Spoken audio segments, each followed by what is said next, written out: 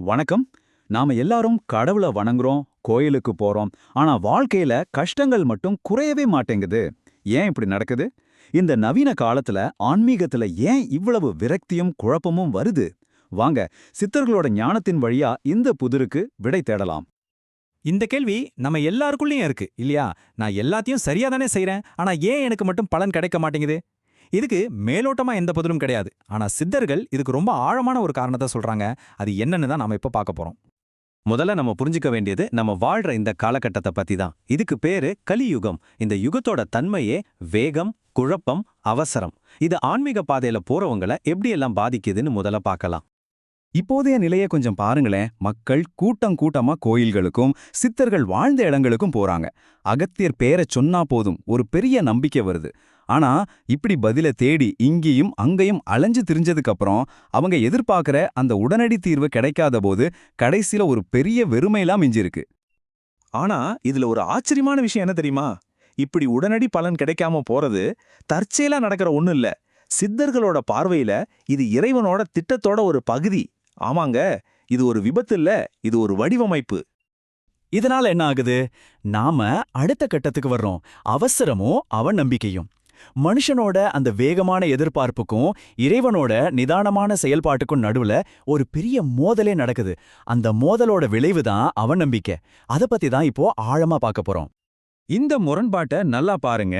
ஒரு பக்கம் மனுஷன் உடனடியா பலன் வேணும்னு எதிர்பார்க்கறான், இன்னொரு பக்கம் இறைவனோட விருப்பமோ நிதானமான படிப்படியான வளர்ச்சி. இந்த ரெண்டுக்கும் நடுவுல இருக்கிற இந்த பெரிய இடைவெளி தான் நம்மளோட எல்லா குழப்பத்துக்கும் மூல காரணம். இந்த இடைவெளியோட நேரடி விளைவு என்னவா இருக்கு? விரக்தி தான். நினைச்சது நடக்கலங்கிற அந்த விரக்தியில நாம ரொம்ப சுலபமா அவநம்பிக்கைக்கு போயிடுறோம்.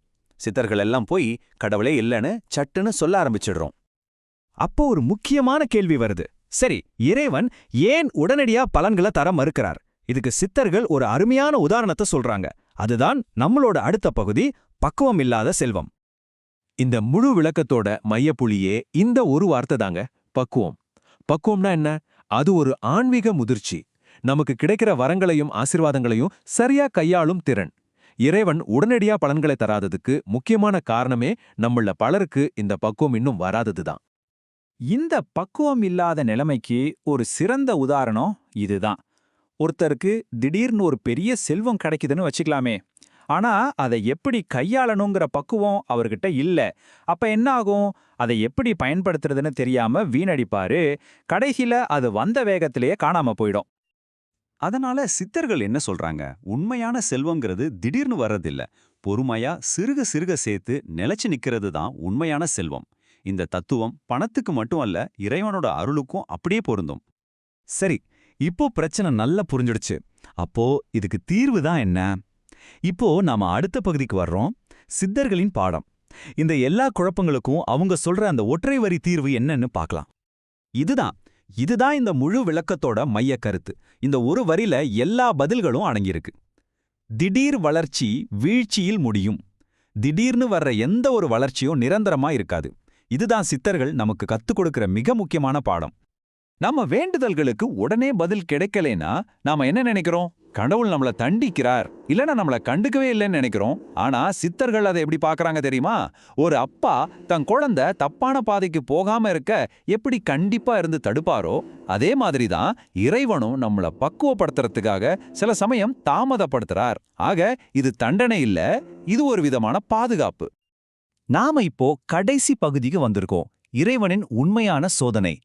அப்போ இந்த கலியுகத்துல நாம அனுபவிக்கிற இந்த போராட்டங்களோட உண்மையான நோக்கம் தான் என்ன?